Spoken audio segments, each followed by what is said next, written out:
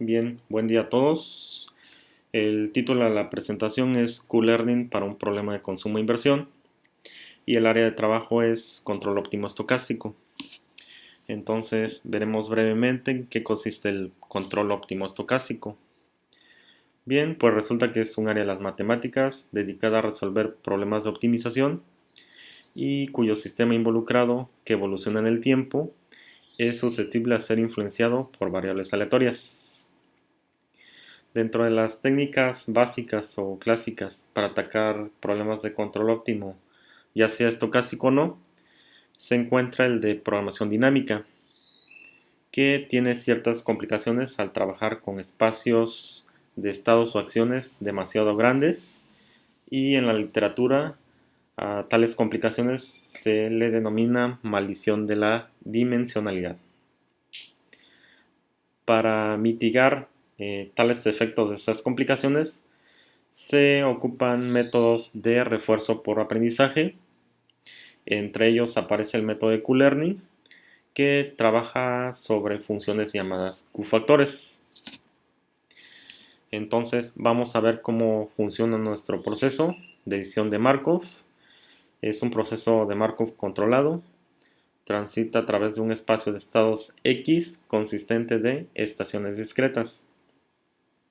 ¿Cómo funciona? Pues tenemos un estado inicial S0, pasa a través de un agente para elegir una acción A, buscando evaluar la calidad de un criterio de rendimiento, y el ambiente del sistema hace transitar a un nuevo estado y recibir una recompensa ST más 1 y RT más 1 respectivamente, y el proceso inicia de nuevo.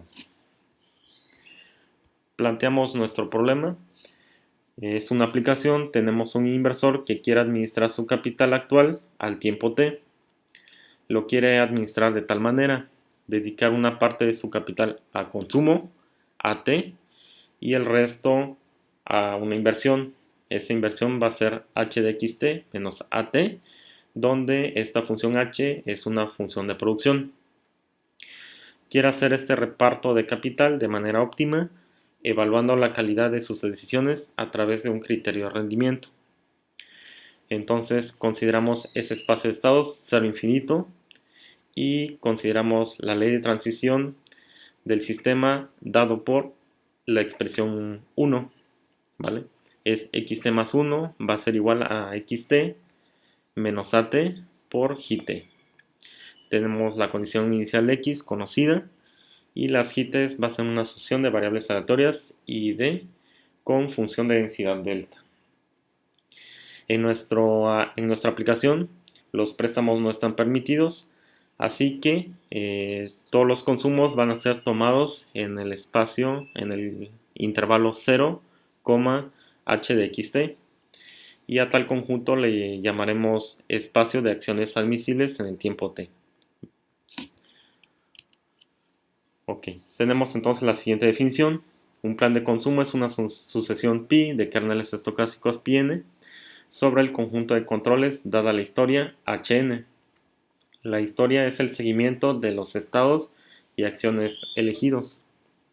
El conjunto de todos los planes será denotado por pi.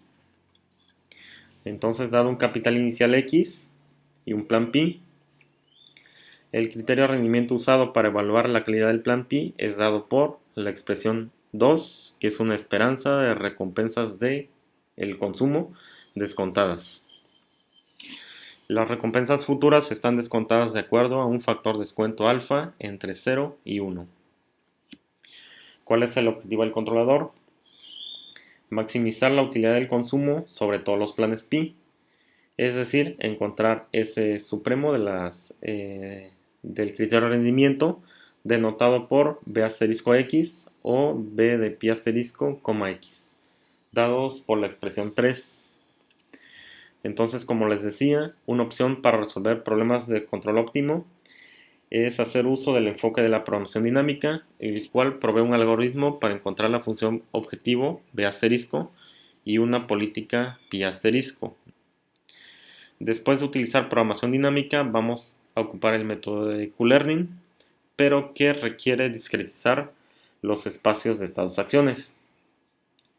Entonces consideramos un nuevo espacio truncado de espacios para estados y acciones, digamos X barra y A barra, y vamos a definir una partición de esos intervalos 0,m como un conjunto de los puntos X y virgulilla.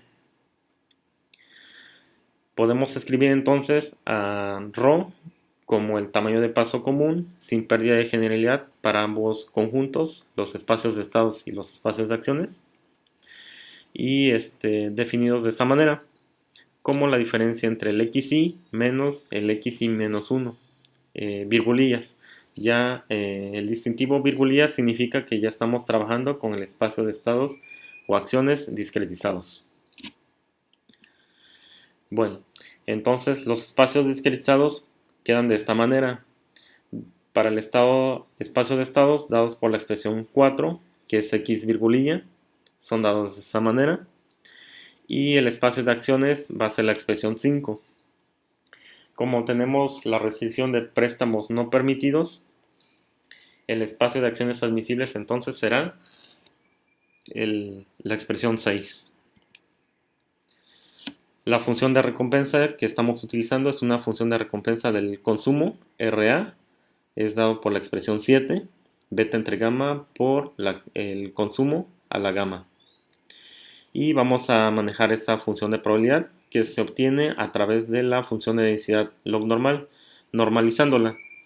Resulta que tenemos que concentrar la función de densidad en puntos discretos. Entonces la transición sería la expresión 8. ¿Cómo podemos interpretar la expresión 8? Bueno, pues como la probabilidad de que estando en el estado xy virgulilla y elegida la acción a virgulilla, la probabilidad de movernos o de transitar al nuevo estado xj virgulilla. Bien, entonces vamos a hacer uso del teorema de la programación dinámica para ocuparla en el método de Q-Learning. Aquí dice programación dinámica que dadas esas funciones como Bn y Bt, y bueno, va a existir una solución que alcance el máximo en la ecuación anterior. Resulta que estamos trabajando ahora con un espacio de estados x virgulilla finito, la r está acotada en ese subintervalo y q es la probabilidad, ¿no?, de transición. Entonces la política pi asterisco es el seguimiento de esas f sub i, va a ser la óptima, y la función de valor óptima b asterisco va a ser la función b0 de x, ¿vale? Bueno, entonces como les decía, los algoritmos de refuerzo por aprendizaje utilizan la función objetivo de la programación dinámica, pero se aplican unas funciones llamadas Q-factores. Como podemos ver en esta tablita, para programación dinámica el esfuerzo o nivel de modelación es alto y se obtienen calidad de solución alta. Pero para algoritmos de refuerzo por aprendizaje se maneja un nivel de esfuerzo de modelado medio y también se tiene una calidad de solución alta. Bueno, entonces vamos a trabajar con el método de Q-Learning. La función objetivo para el método de Q-Learning se va a obtener de la ecuación de optimalidad de programación dinámica dada hace un par de láminas, que es la expresión que aparece en el principio. X, recordemos, es un conjunto finito, es nuestro espacio de estados discretizado. Y J asterisco, evaluada en X y virgulilla, denota el iésimo elemento del vector de la función objetivo asociado a la política óptima. Vamos entonces a definir la función llamada Q-factor, que es aplicada a un estado y a una acción del espacio de acciones, estados y acciones discretizadas, ¿sale? Si se dan cuenta, el Q-factor es el argumento en la ecuación de optimalidad de programación dinámica. Si tomamos máximos a los Q-factores, obtenemos esa expresión. Y podemos escribir la siguiente ecuación, que es conocida como la versión de la ecuación de optimalidad de Bellman para Q factores, ¿vale?, dada por la expresión número 9. Y esa función de Q factores es la que vamos a utilizar. y a la que le vamos a aplicar el algoritmo muy conocido con el nombre de iteración de valor, ¿sale? Entonces le vamos a aplicar iteración de valor a los Q-factores. ¿Cómo funciona este algoritmo de iteración de valor?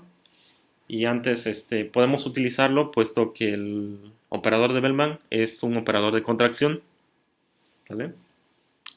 Entonces hacemos k igual a 1, especificamos un epsilon positivo o un número máximo de iteraciones y seleccionamos valores arbitrarios para el primer vector, para el vector Q0, ¿sale? Sencillamente lo definimos como 0 para cualquier estado xy y cualquier acción a virgulilla. Entonces calculamos el siguiente vector qk más 1 que va a estar en función del q0, ¿sale? Vamos a calcular q1 en función del q0 y vamos a actualizar los q factores. En el paso 3 calculamos esos máximos de los kq más 1 y los kq, y si estamos dentro de ese umbral o si hemos rebasado el número máximo de iteraciones, pasamos al paso número 4. En caso contrario, pues seguimos iterando y nos regresamos al paso 2, que es nuevamente el cálculo de Q2, ¿no? Y si estamos dentro del umbral o si ya hemos rebasado el número máximo de iteraciones, pues nos pasamos al paso 4, ¿no? En caso contrario, regresamos al paso 2 y en eso consiste la iteración de valor. Al final, una vez adentrados en ese umbral o rebasado el número máximo de iteraciones, pues lo que hacemos en el paso 4 es recoger nuestra política óptima. Bien, entonces si recordamos la definición de Q-factor en la forma de la ecuación de Bellman, está expresado de esta manera y podemos verlo como una esperanza.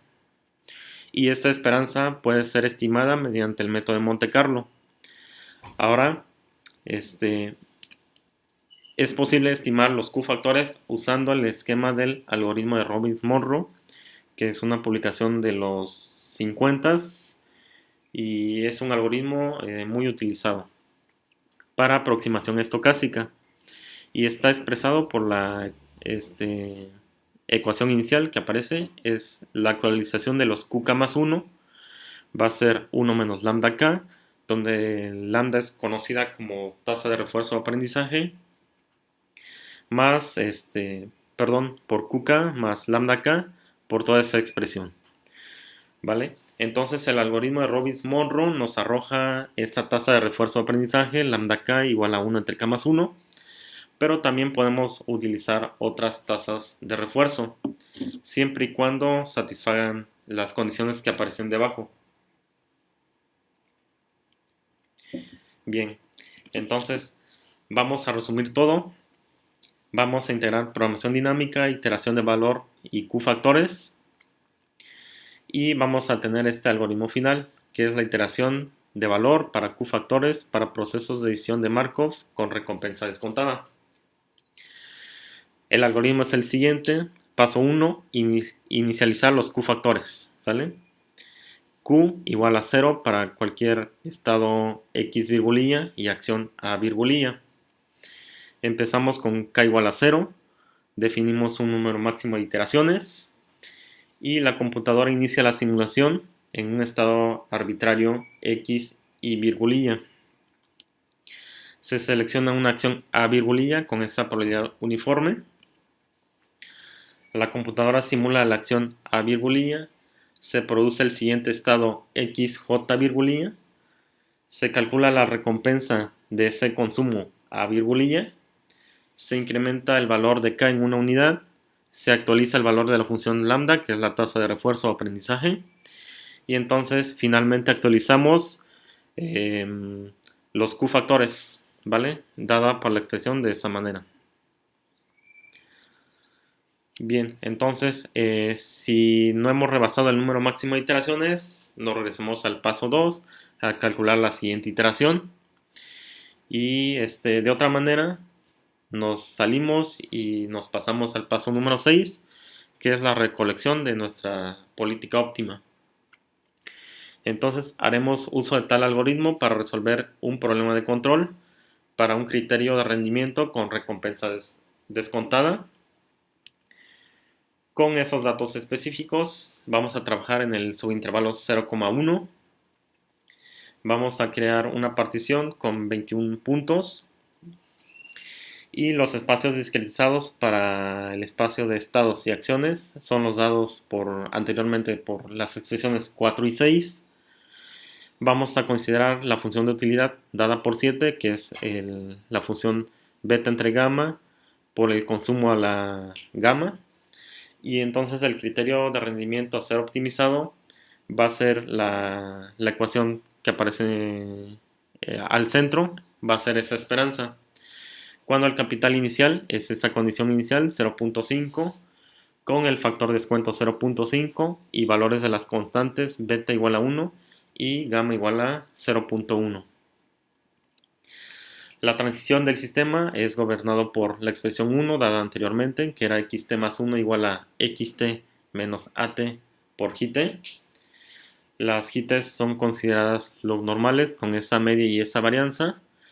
Y la función de probabilidad normalizada es la dada por 5. La transición para pasarnos a los nuevos estados XJ.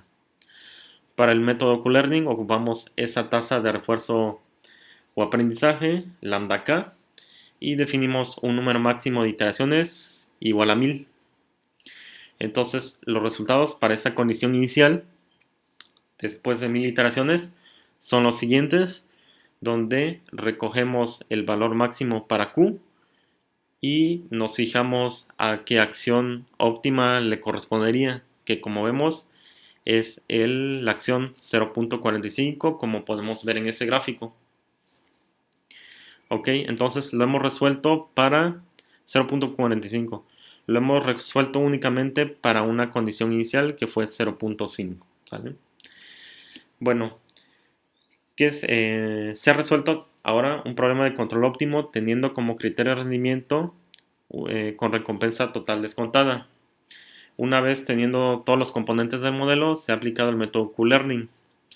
Cabe mencionar que estos algoritmos anteriormente se han resuelto para problemas de dimensiones menores, como los problemas clásicos de problema de la ruta al menor costo o problemas de reemplazo de máquinas con distintos estatus de funcionamiento. En ambos casos se han obtenido casos favorables que coinciden con la solución. Como propósito futuro se piensa implementar tales algoritmos en espacios de estados y acciones demasiado grandes, trabajar con funciones de recompensa o costo para los cuales no se tenga una solución cerrada. Entonces les dejo breves referencias para que puedan revisar. Entre las principales pues están Hernández Lerma, Powell, Watkins, etc. Bueno, eso sería entonces todo. Muchas gracias por la atención.